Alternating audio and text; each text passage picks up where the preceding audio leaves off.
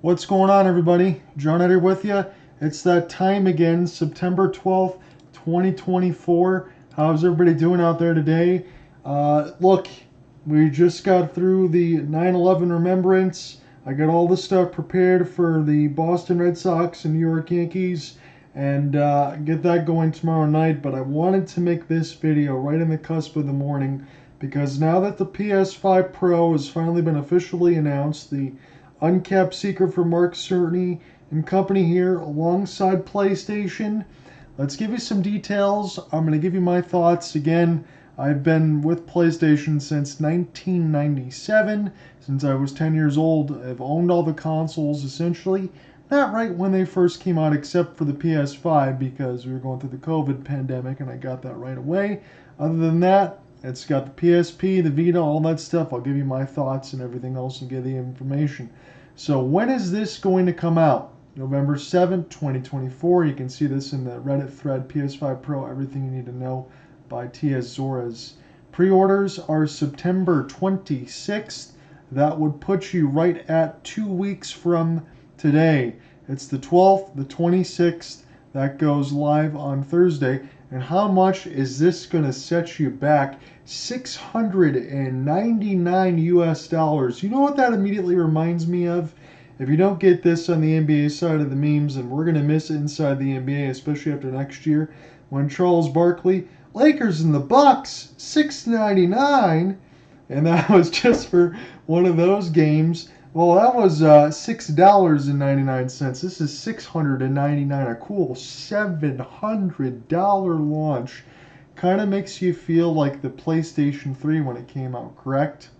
But maybe even a little bit more than that, and you get less. Let's talk about that. So, $799 in Europe and Japan.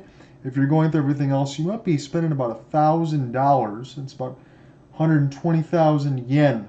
So for the tech specs, here's what's a little bit different because inside the PS5 OG November 2020 is a 1 terabyte SSD. This is 2 terabytes, so at least you get that. You do get the DualSense controller, the copy of Astro's Playroom pre-installed, just like it was on the PS5. But PS5 Pro is available as a disc-less console. Yes, you heard that correctly. No Blu-ray HD drive for you inside your PS5 Pro. And it's powered by the big three. That's what Mark Cerny calls it. An upgraded GPU. With the PS5 Pro, we're upgrading a GPU that has 67% more compute units than the PS5, 28% faster memory. Overall, 45% faster rendering speed for gameplay, making the experience much smoother. They're still on ray tracing. I haven't used it all that much, have you? We've added even more powerful ray tracing that provides more dynamic reflection of light, allows the rays to be cast at double, sometimes triple the speeds of the PS5 console in 2020. And we're also introducing PSSR, the spectral resolution. That's the AI upscaling that you've seen. So things that make it look like 4K, even though it would be like a 1440p image that's upscaled. That's everyone says, why don't you just get a 1440p monitor? Because that's what your console is. Again, you notice if you have the PS Slim, and then since we're PS5, I think they took the 8K marking off the box. It's not off my official release. It still says 8K and HDR and VRR and all that stuff in it too, but I think they took that off officially. I think with the PS5 Pro banding, they're probably going to stick that sucker back on there, and we might see 1 or 2 games that have that are more indie titles, but not anything else. But they're going to try to make the imaging look a little bit smoother. And that is what you get. You pretty much get an upgraded processing chip and everything else inside of it. It's going to be a little bit more beefy, but again, it's a mid-gen refresh. And what ends up happening with something like this, again, you might disagree, and you might be a PlayStation enthusiast to the diehard, or you just want the latest and greatest. I know that's how you guys are with the PC side, but you can upgrade your parts spec by spec, one for one. You know that you're in for it. When you start with one price, that's what you are right now until you upgrade in the future. Maybe that's where you are getting with the consoles. Maybe that's where you're getting with the phones, everything else. So I get it. That's a different type of society. But $700, that's a lot of money. And here's a couple problems that I have with it. So again, we gave you some of that stuff. Pre-orders again September 26th. $700 in the United States. We threw that one out there.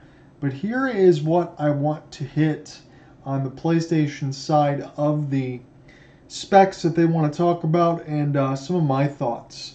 So for Mark Cerny, that video was about 7 or 8 minutes. And basically, when they introduced the PS5 Pro, they did not introduce new games to go through it. They showed you Last of Us 2, which was a PS4 game. I know they have the remastered version now for PS5. If you have the disc, you don't have to really pay for the upgrade. I don't believe for that one, at least. It's not a $10 upgrade. You have it there and you can play it. But those are games that you beat a year and a half ago, stuff like that. Games that you've already played, you've seen. Gran Turismo 7, all of that. And okay, you have this big boost, and it might work for games like Final Fantasy VII Rebirth that you see right here. This might be what you want to consider getting the console for, because you still have that time frame before it gets released on PC. You have that window, but it usually takes about a year and a half, 2 years before it gets on PC, but it eventually will. My point is this. When Mark Cerny came out there for the PS5 Pro, yeah, the specs and everything else sound good, but they're still saying that instead of fidelity and performance mode, when they said over 75%, I'm surprised it's not more of you that prefer performance mode over fidelity. What they want you to do when you end up getting in this game is still picking fidelity mode and still trying to get 60, but you may not. You still may not get 60 frames on the fidelity mode on that side. So what's the freaking point? From what they showed you in the Last of Us 2 remaster and everything else, everything on PS5, that there is a little bit more of a sharper image, but you have to really zoom in on the photos, and you see some of those memes when everybody's squinting their eyes trying to figure out what the little difference is. Yeah, you might see more detail in the trees and the sun and the stuff out in the distance.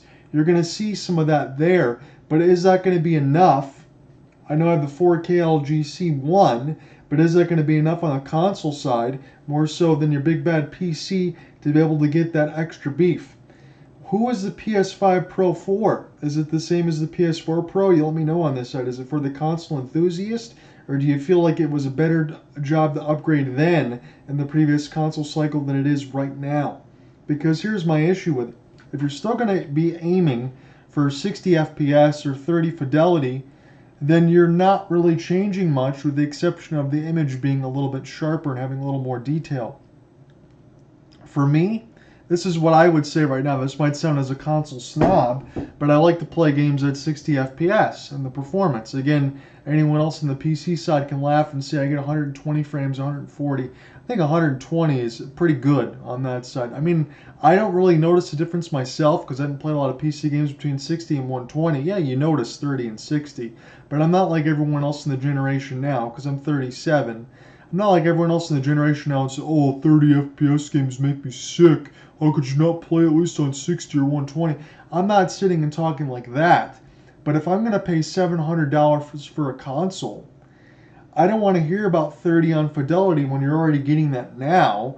And I also would like to think that if you're going to go 60 on the performance, you might want to keep that 60 bottleneck performance and you shoot for 120.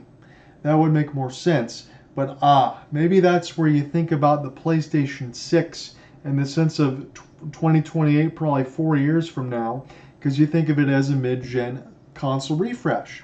Like you had the Xbox X or the PS4 Pro in the previous part of the generation, right?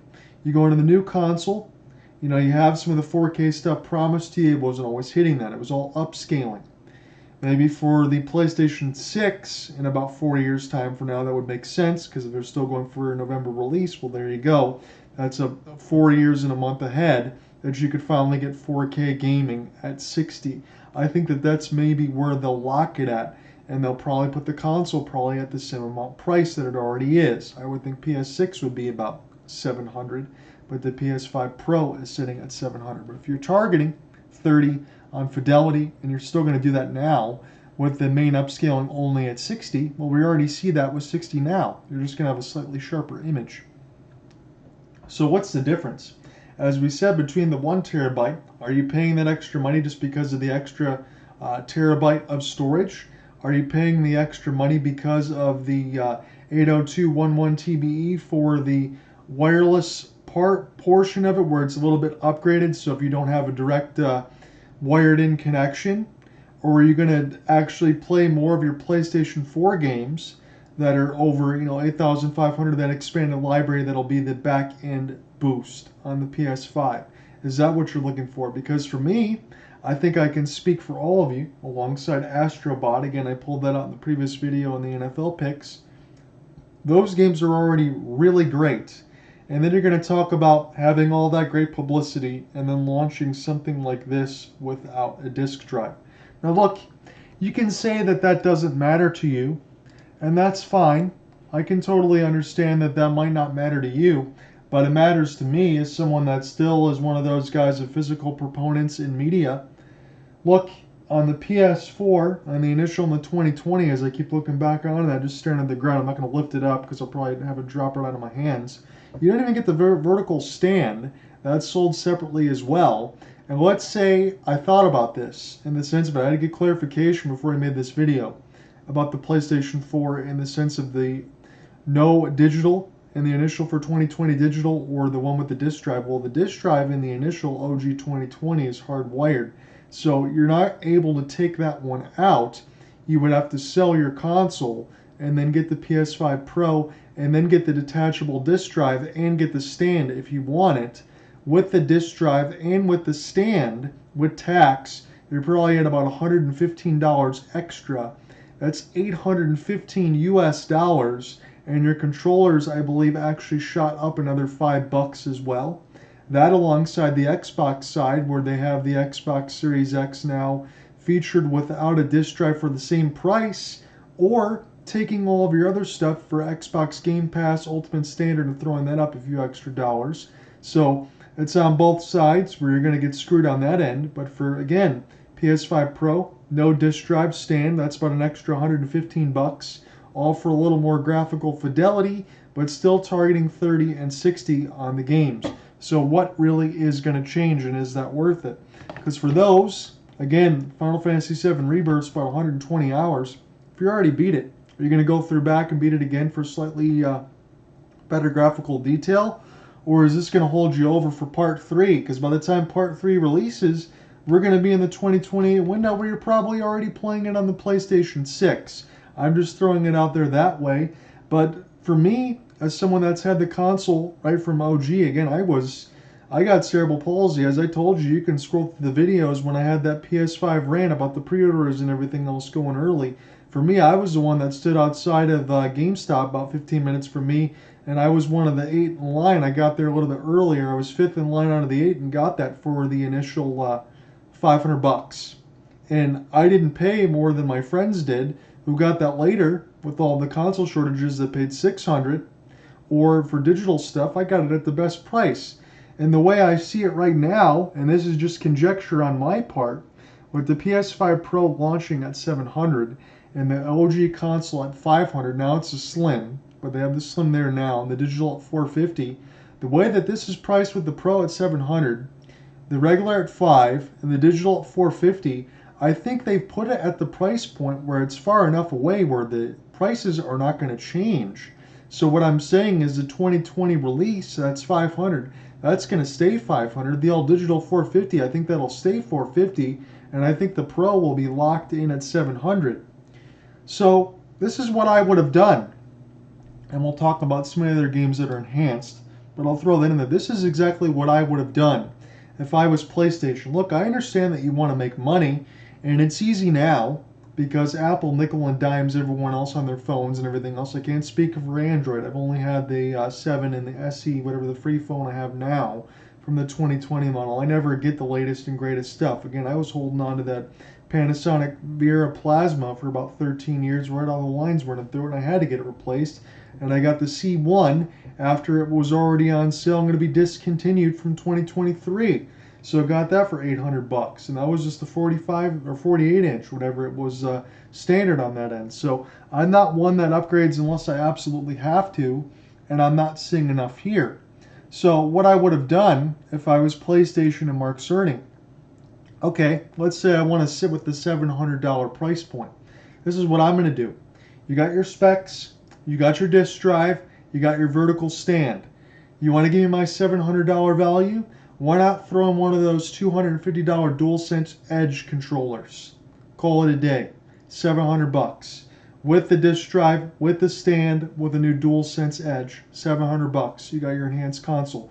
That way, let's say you go to GameStop or Amazon or whatever, you trade in your initial console, and you're probably only down, let's just say roughly GameStop values, because this is 500, you probably get about 2 something, 230.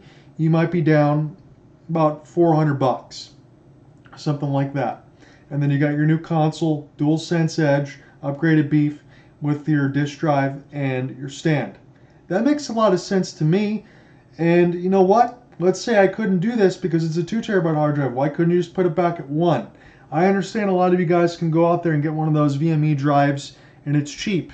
All that now, you can just easily pop it out and replace it. That is nice. But I'll tell you honestly, in between the PS5 right now, I know you can only have about 5 or 6 games installed depending on how big they are.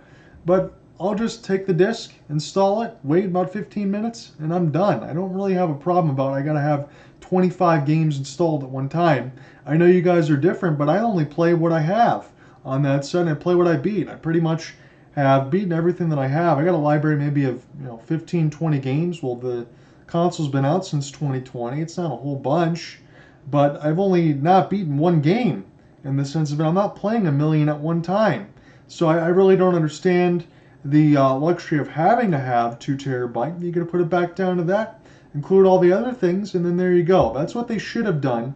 That's what they didn't do. That's just me. You let me know what you think about it. So again, they want Wi-Fi 7, 8K gaming. I'm just gonna throw this out there real quick. Alan Wake 2, Assassin's Creed Shadows, Demon Souls. That was a really good opening title from 2020. Dragon's Dogma 2. Again, I showed you Final Fantasy 7 Rebirth. I got Gran Turismo 7 in the drawer there for Gran Turismo 7. You have the disc. That's only a coaster in the sense you got to be able to install it directly off of online. Hogwarts Legacy, Horizon Forbidden West, Marvel Spider-Man 2, Ratchet & Clank Rift Apart. Again, that's an excellent game. Crew Motorfest, First Descendant, Last of Us 2 Remastered. So those are the games out of the box that are going to have the PS5 Pro patch. Sony said that about 40 to 50 games will receive the Pro patch update when the system launches in November. Now, if the system and the game does not get a Pro patch update, it's not going to take advantage of the specs. So if you have the disc or anything else that's live, if it's not patched by Sony or not patched by the company that made the game, you're not getting the enhancements from the console. So that's another thing to think about. Not saying it's not going to happen, but you would think that most of these, alongside Final Fantasy, I know this isn't a first-party title, but most first-party titles from Sony, like Ratchet & Clank, like Horizon Forbidden West, Demon Souls, Gran Turismo 7, you would expect those Last of Us to get the patches. Everything else you have to wait and see. But for the Sony first-party titles, if that's what you really hold on to, hell, that's the reason why I have a console, in the sense of I know it comes out on PC later, but it comes out 2.5 years later sometimes. How long do you want to sit and wait that you will finally get your enhancements on that side, or do you want to play the exclusives? That's still how it is for me, but that's where it is on the PS5 Pro. Let me know your thoughts. Again, I think of it more of as an enthusiast console, and I think 700 is way too much, considering I think about in 2028, we'll see how much the PlayStation 6 is. I'm going to be quite honest with you. I told you before, my cousin helped me build my PC. I can do 4K gaming and all that stuff. I haven't really touched PC, I haven't really touched gaming and all that, but it's a pretty good capable machine. I just use it for work and all that, and it's fun. I enjoy it, play some other games on emulator and things like that. That's the other part. Have all of your physical copies. Let's say you get your drive that you want to get for 80, 90 bucks. Throw that in there. Well, you got to have an internet connection to have your drive. And let's say you don't get that. Well, if you have all physical media like I do, there is no download codes for anything else. You pretty much have to buy the drive or your SOL, or you're buying all the games all over again. So I really think that that's a poor decision on Sony's part. But I will say this to close. If the PlayStation 6 about 2028 or so, or the next Xbox, apparently Xbox is going to get out of gaming. They're still going to do some type of cloud stuff. I hope they still make consoles. And figure out what they want to do, because we need competition. We need Sony, we need Microsoft, we need PC, we need Xbox, Sony, PlayStation. We need all of it, as much as we can get. But I hope if we get to a situation in 2028 when it finally goes all digital, I think that'll be the last console for me on the PS6 side before I go completely to PC. Now, on the PS6 side, it'll probably be all the same stuff that's already in my PC components. So again, I'll probably be stuck on the console more so than playing on PC. But after that, it'll be done. I'll be closer to, by the time PlayStation 6 is done, I'll be closer to the 50 side of it more so than anything else in the late 40s by the time that console cycle is done, and it'll probably be PC or nothing at that point. So if you wanted to go all digital, we'll see what they'll do in 2028, 2029, whenever the console launches, but I happen to think probably November of 2028 is my guess. PS6, maybe I think that's probably the earliest it's going to go. Maybe they'll go all digital then, but to charge the extra for the disk drive that's already sold out, you can't get it anywhere. Everybody knew that that was going to happen. Apparently, it's sold out everywhere. And the stand, not even include the stupid stand, an extra $110. If you want to get any extra controllers, that goes up. That's probably an extra $140 out of pocket plus tax. You're looking at getting a PS5 Pro that's sitting at $700 retail for everything else that you will need to get going, because you're dealing with the disk drive and all that. Probably $850 when it's all said and done. In today's economy, does that make a lot of sense just for a little bit more fidelity when they're still targeting 30 and 60 FPS? I think it's an absolute freaking ripoff, and I'm not even budging to try to thinking about PS5 Pro, because unless I could take the disk drive off the OG, put that in there alongside the stand, and then get the trade-in and maybe be about $350 down, I could consider it. But now that none of that's even taken place, why on earth? Who is this for? That's what I should title this. Who is the PS5 Pro for? Enthusiasts? Nothing else? Let me know what you think. Do you even want this? Or is my ideas out of left field? Are we right in lockstep? I want to know your thoughts. You let me know. As always, guys, take care, and we will talk soon. I'll see you tomorrow for Yankees Red Sox. Looking forward to that one. Peace.